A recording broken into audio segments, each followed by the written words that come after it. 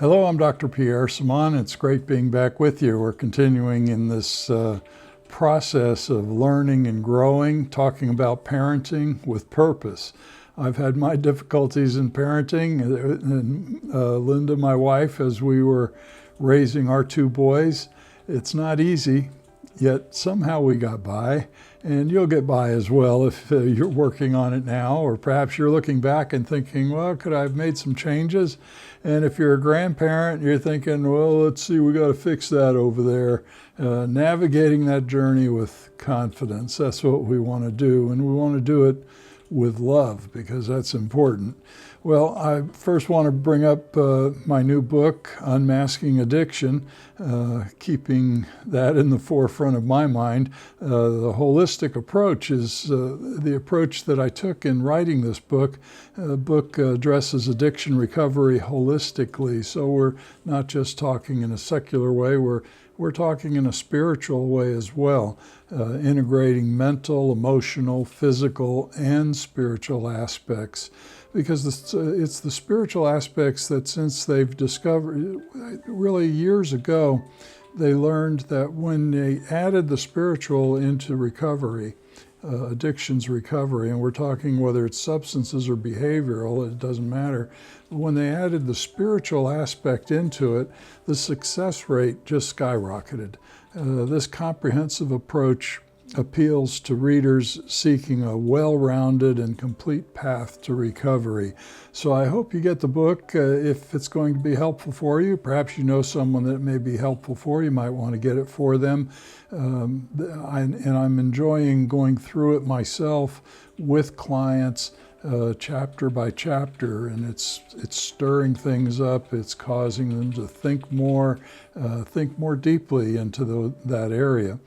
And actually, even in parenting, there are little things in there that are helpful for parenting as well. Well, understanding child development is where we're at today in part one.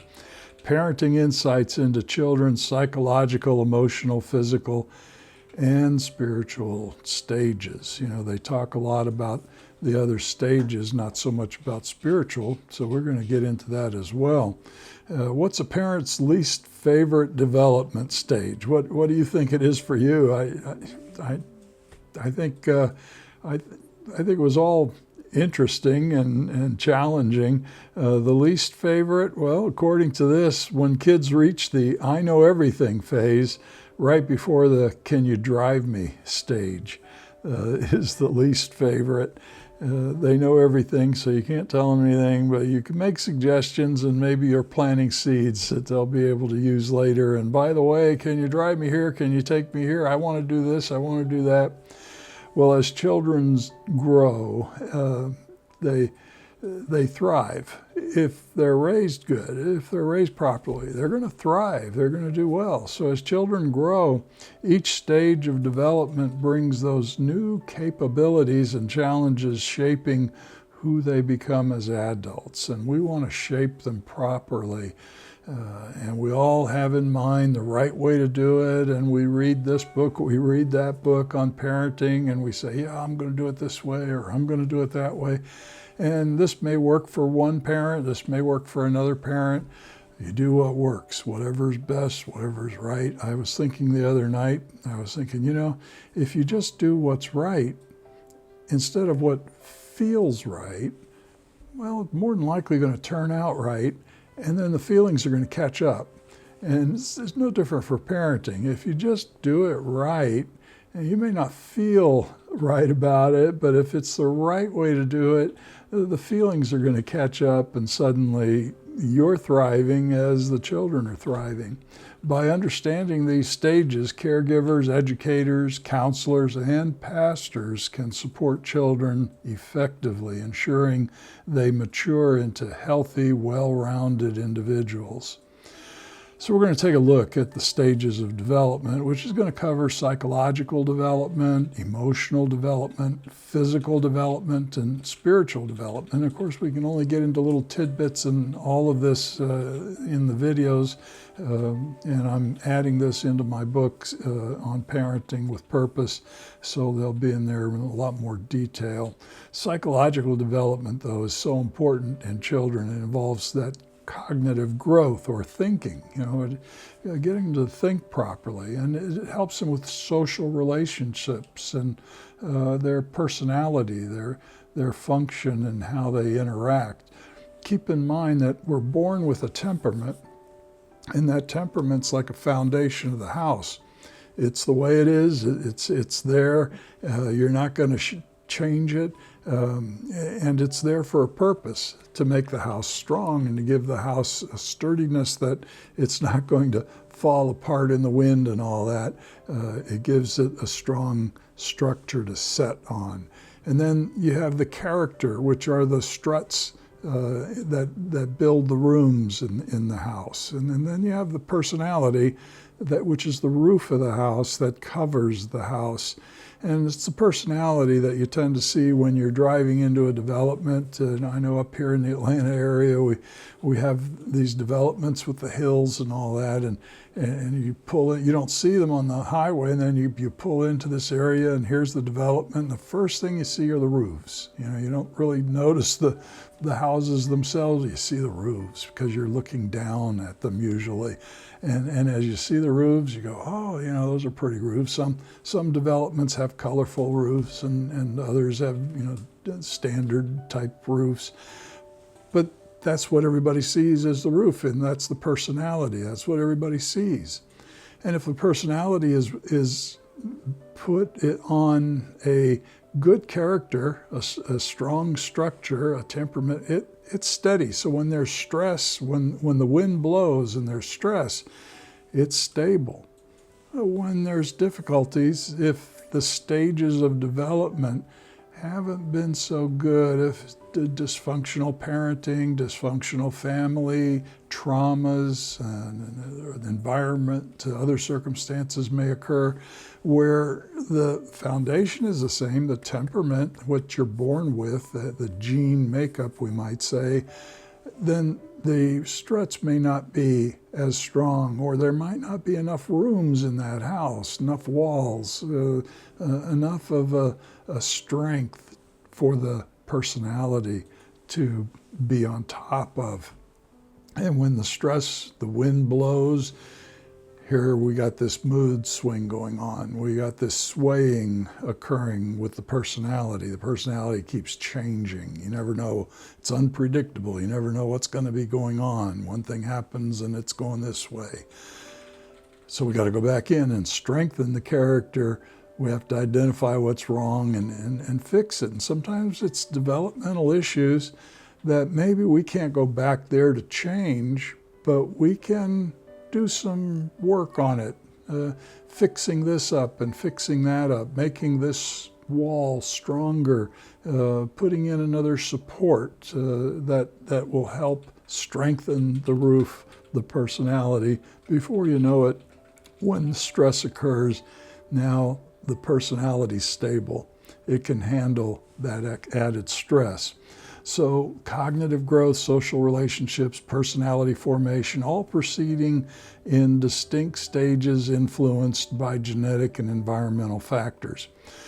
Erik Erikson, a researcher, theorized the psychosocial development that outlines 8 stages that he put together, and the first 4 specifically are pertinent to children. And we're going to talk about that today. In part 2, we'll get into the next 4, because there's 8 stages total. And we're also going to be talking about the spiritual part within those stages, and a little more about the spiritual later on. Children encounter specific challenges or crises in each stage that must be resolved for healthy development. And again, the struts, there's issues, Sometimes you could be the best parent in the whole world, and you just got a child that's just really strong-willed and maybe rebellious, or maybe this or maybe that, and you know, you've done the best you could, but they're just kind of resisting, and so maybe there's a wall that needs a little repair, needs a little fixing, or needs a little extra attention. And so we look at that and we go, okay, let's work on this area. So each stage is essential to personality development. When children face these crises in a supportive environment, they grow into healthy, well-adapted adults. They're capable of handling challenges and maintaining relationships. So their personality, their roof over their house and their structure is well formed and steady, irregardless of the stress that's blowing here and there. Conversely, unresolved crises can lead to emotional struggles. Proverbs 22 verse 6 underscores this importance when it talks about training up the child in the way that the child should go, teaching him or her to seek God's wisdom and God's will for their capabilities, for their talents, for that character. What's God's will for the house? You know, I was thinking the other night, I said, you know, when the Bible says God will write his name on your forehead, it's not actually saying he's going to write on the forehead. It's saying in the mind. He's going to write his name in our mind. In other words, the more you think God, the more you think Jesus, the more you dwell on those thoughts of right thinking, good thinking, pure thinking, holy thinking, and so on. He's dwelling in the mind. He's dwelling in the house. So he's writing his name in our mind. And it's the same principle where we have those abilities and those talents. And when we exercise that in our spiritual walk with God, he's writing his name into our minds. And that's, so writing on the forehead is a metaphor. In the same way in the latter days where it talks about there'll be a writing on the forehead of those who will be going the other way. It's in their minds. What's in your mind? You know, whether you're a parent or you're a child or you're someone else listening to this, you know, think about that. What am I thinking about through the day? What's in my mind through the day? You want those good things in your mind. And as a parent, we want those good things to pass on to our children so they have the writing, the good writing in their minds. Even when he or she get old, they're not going to depart from it, the Bible says. This biblical notion here emphasizes the role of guidance in shaping character. So shaping the house, the structure, the personality, the character and resilience, being able to handle the stress that comes their way, the wind that blows, the storms that occur, predictable or not. Resonating with Erickson's belief in his stages, the early positive experiences set the stage for future psychological help. That's biblical, isn't it? Because the Bible talks about it. We just quoted some scripture there, and there's plenty of other scripture that says, yeah, you got to start early with the children, help them to develop. And he's kind of just going along with that, isn't he, with those stages that he came up with. So emotional development is part of it. There's psychological. Psychological involves emotion. It involves your thinking. It involves the soul, the mind, the will, the intellect, the emotions. So emotional development with children is essential for understanding their responses, coping mechanisms, and social interactions. This development begins in infancy with emotional regulation being crucial. And we're going to be talking more about emotional regulation, emotional intelligence later on. Infants start to express emotions through crying, smiling, eventually developing more complex feelings such as joy, anger, fear. you got to love a child. You got to love a baby. I don't think I've ever seen anybody not smile when they see a baby, and especially when the baby's smiling back. Those initial attachments to primary caregivers are crucial in shaping emotional stability. So it's important as parents that we convey that emotional stability to that little baby who's looking up at us, and they're modeling what we're expressing towards them. Secure attachment, where children feel loved and safe, supports healthy emotional responses. Insecure attachments may lead to heightened anxiety, emotional withdrawal or dependence, or a number of other things. Children learn to recognize, label, and manage emotions as they grow, as their skills develop. They watch the parents. You're the model. You want to be a good model. You want to be a good caregiver, a good foster parent even to that child, in helping them to mirror back what you're displaying to them. Are you displaying something good? They're going to mirror it back. When discussing the fruits of the Spirit in Galatians chapter 5, verses 22 to 23, it highlights the qualities that we want to display, and the qualities that are going to be mirrored back if we display those qualities: love, peace, patience, kindness, goodness, faithfulness, gentleness, and that tough one, self-control. Boy, if we can display that to our kids as parents, they're going to mirror it back to us. It just happens that way. Not 100% of the time. You always got that different one that's in the group, but even that one will come in line later on most of the time anyway. So their emotional stability is deeply tied to what are you displaying to them? How are you treating them?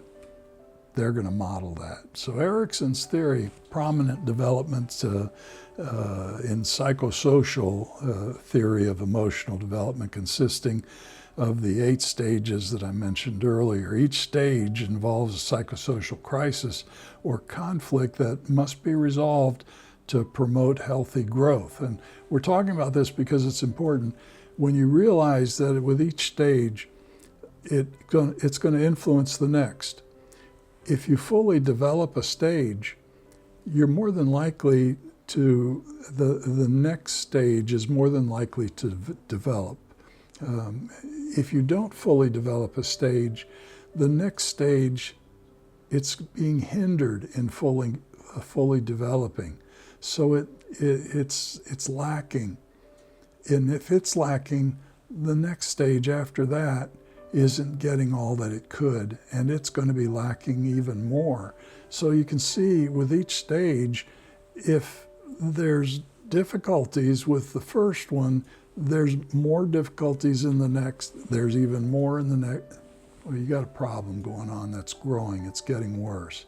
So we want those stages to start from the very beginning to be full and healthy and wonderful.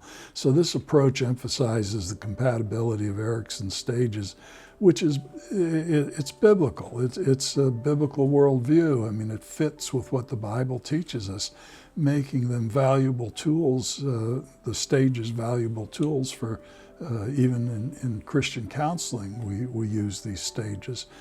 The first stage is trust versus mistrust, and that's usually from infancy to birth, from infancy to 1 year old. Believe it or not, I've had some people that can say they reflect things that have happened in the womb. And I'll say to them, well, how do you know that happened? Well,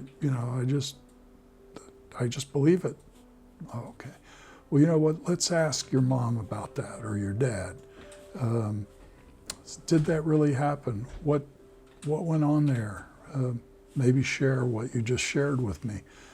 to them and see if it's accurate. And okay, I'll do that.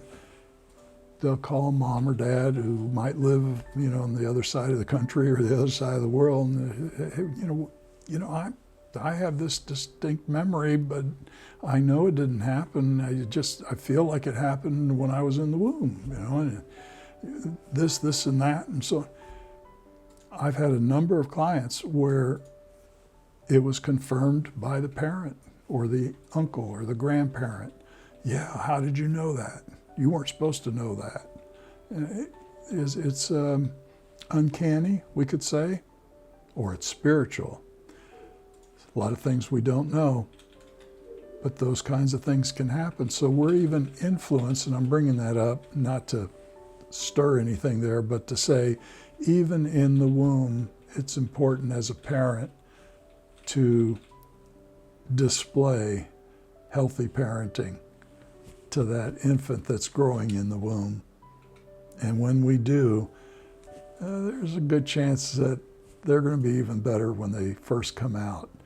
Psychosocial tasks in that trust versus mistrust stage, infants develop a sense of trust when caregivers provide reliable care and affection. A failure leads to mistrust. What is the failure? Well, if mom doesn't bond properly with the baby, and it may not be mom's fault, maybe she's suffering from postpartum depression, maybe she has to go to work right away. Even that can affect the child because that child needs soothing, needs that nurturing to build trust. If mom is there when the baby's crying and mom picks up, cuddles, and nurtures each time, there's trust. If I'm crying and mom doesn't show up or dad doesn't show up and I'm still crying, is trust forming?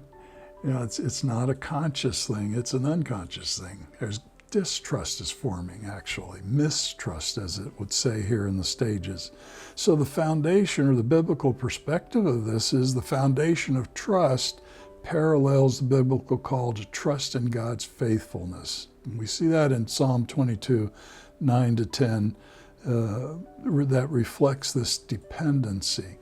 Yet you brought me out of the womb. You made me trust in you, even at my mother's breast. Trust starts that early. And so it's important, and that's why they give the baby to the mother right away. That's why mom needs to be there, soothing, nurturing, taking care. And nowadays, you got to go to work sooner than you want to, go back to work, and you got daycare, or you got grandma, or you got, there's others taking care of the child. It's really so important, and I try to encourage couples, if you can at least stay home that first year, do your best to try to do that so you can build that trust in your child, because that first year is so important. And even the first 3 years are very important, as we'll see. So what's the outcome? Well, hope is the outcome of stage 1. Where there's trust, there's hope. So Erickson emphasized the critical role of consistent caregiving during infancy. And I think I've explained that. It is critical. Stage 2 is important as well. Autonomy versus shame and doubt. That's around ages 1 to 3. And most pediatricians will say the same thing, that the first 3 years are the most important in the development of the child and the development of the brain as well. Psychosocial task during this time is children strive for independence while learning to balance autonomy with societal expectations. Overly strict or critical parenting can result in shame and doubt. So we don't want to be overly strict to our little kids. We don't want to push them too hard. We want to let them play. We want to let them develop. We want to let them thrive within healthy boundaries. And if we do that, autonomy is going to occur. They're going to feel independent. They're going to feel like they can do things for themselves. I can touch this, I can touch that. And we can say no if it's something that's going to be harmful, but you let them mess with things a little bit. You let the room be a little messy. That's all right. And then you kind of get them and say, let's pick this up now together. Because when you do it together, it's a whole lot easier than say, you need to clean that up yourself. You're training them, remember? So that's doing it together makes it easier, which makes it easier to be independent and alone and cleaning it up later. Hopefully they'll do that. So the biblical perspective in Proverbs 22:6 reminds us that independence within godly boundaries is important. And we've spoken about that just a moment ago. Train up that child in the way they're supposed to go. So you often hear that passage over and over again because it's such an important foundational passage that if that foundation is there, there's a better likelihood that the house is going to be well built and the personality is going to be well developed. And what's the outcome of this? Well, willpower is the outcome. Supportive environments encourage autonomy or independence, fostering self-esteem. Okay. So you don't just say, put on those socks. What's wrong with you? Why can't you put on your socks? I put them on when at your age. You help them put it on. That's all right. Eventually they're going to want to put it on themselves because they're going to want to be just like you. They're going to want to be an adult. They're going to want to be grown up. They're going to want to be like their brothers or their sisters. They're going to want to put on the socks themselves. But if you shame them, if you put guilt into them, if you criticize them, that becomes a chore, not something they want to do. So help them with it. It's okay. And some may take a little longer in being able to learn to put on their socks. That's okay too. Initiative versus guilt is stage 3 in the psychosocial development. That's around ages 3 to 5 years of age, another important time period. And again, okay, if you can do a year at home with your baby, great. If you can do 3 years, great. If you can do 6 years, wow, even better. And I know it's hard financially, and you do the best you can. And grandma can help, grandpa can help, aunts, uncles. You get the help you need, because with all the stress going on in the world today, we need as much help as we can get. And that's why it's so important to have a community of help, which means church, children's church, children's pastors, the volunteers in church. There's a whole group there that can help in any sorts of endeavors. So psychosocial task in the initiative versus guilt stage, children assert themselves through play, social interaction. Excessive criticism can lead to guilt and shame. Biblical perspective of that is the initiative aligns with Ephesians chapter 2, verse 10, where it says, "For we're His workmanship, God's workmanship, created in Christ Jesus for good works." That encourages us to explore, to try a little bit harder. And it glorifies God when we're doing something good, when we're doing what's right, even though we don't feel like it. We're glorifying God in the process. What's the outcome of it? It gives us purpose. Purpose is important. Even at my age, purpose is important.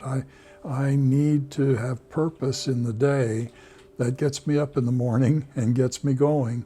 Now, I'm 75 now. A lot of folks will retire before then. No, I want purpose so I can keep getting up, keep doing, keep helping others. If there's one person out there I can help, then it's worth getting up. It's a purpose. So it doesn't matter what you do. Maybe you don't have a career, or maybe it's something else. Volunteer, have purpose, find reasons to get up and go and do. And you'll find you'll stay healthier, and happier. And the purpose fosters initiative that's essential in moral and social development in our children. So how do we give them purpose? Well, part of the way is, well, you demonstrate things, as we see in the picture here. Dad is painting, Dad is doing something, it makes the child want to do something as well. Maybe you're fixing or cleaning or doing whatever. Well, that's purpose, and the child sees it. They are reflecting, they're mirroring back what you're displaying. You're giving them purpose. Yeah. If you're just sitting around on the couch watching TV, or what kind of purpose are you giving them there? No, what are they going to mirror back from that? We don't want that. We want them to mirror back something that's going to give them purpose, a reason why to get up in the morning and go to school and do whatever else. Stage 4, and the final stage we're going to talk about today, is industry versus inferiority, which is ages 6 to 12. Again, those are important years, but the psychosocial task in this industry versus inferiority is the success in school and the success in social interactions. Because when you have success in school and success in social interactions, you feel competent as a child. You feel like you belong, you feel equal to. So you don't feel worthless, different in a negative way or adverse way. You feel equal to. Now, some of you may feel superior. That's okay too. We don't want to get too superior, but equal to, that's good. That's what we want. And if we can help our children to develop that industry, then they're not going to feel inferior. But again, if we're criticizing, if we're condemning, if they can't do anything right, if we're constantly looking over them, stressing over them, and so on, there's going to be some inferiority issues, which are going to generate anxiety and whatever else that may come out of that. So repeated failures foster inferiority. If you continually tell your child they're doing something wrong, what are you doing? What are they going to display back? And in fact, they're going to display back at you what you're doing wrong as they get older. And now you got arguments going back and forth. What's the biblical perspective of Colossians chapter 3, verse 23 underscores diligence. Whatever you do, whatever your task may be, work from the soul. That is, put in your very best effort as something done for the Lord and not for men. So, for God. Love, peace, patience, kindness, goodness, faithfulness, gentleness, self-control. Why am I doing that? Well, I'm mirroring back what God has displayed through Jesus, through his life. I'm trying to be like him. I'm trying to follow in his example. I'm trying to be like mom, like dad, following in their example as good parents as they were to me. I'm trying to display the same to my children so they can mirror back and do the same for their children and so on. Yeah, it's biblical, isn't it? Industry. What's the outcome of industry? Competence. A balance between competence and humility is crucial. If we have that competence, we can do anything. We can take on any task. We may not be perfect at it, but we have competence that we can get through it. And we do. So tell me what you think about that. See if you can improve in a little area here and there if you're a parent, or if you're looking back on things, could something have been a little different that you might want to pass along? And if you did something wrong, don't be afraid to grab that adult child of yours and give them a hug and say, I'm sorry, I realize I shouldn't have been so critical, or I shouldn't have been so structured, or whatever it may have been. I realize that was wrong. And I'm so proud of you that you got through that. Give them a hug and tell them you love them. Boy, if you do that, that almost washes all that away. Maybe not completely, but they got to work at it too. Well, next time we're going to continue with child development in part 2. Give us a subscribe and a like if you got something out of this today. That keeps me motivated, and I will certainly appreciate that. May your troubles be minor, blessings more, and happiness come through your door. We'll see you next time. God bless.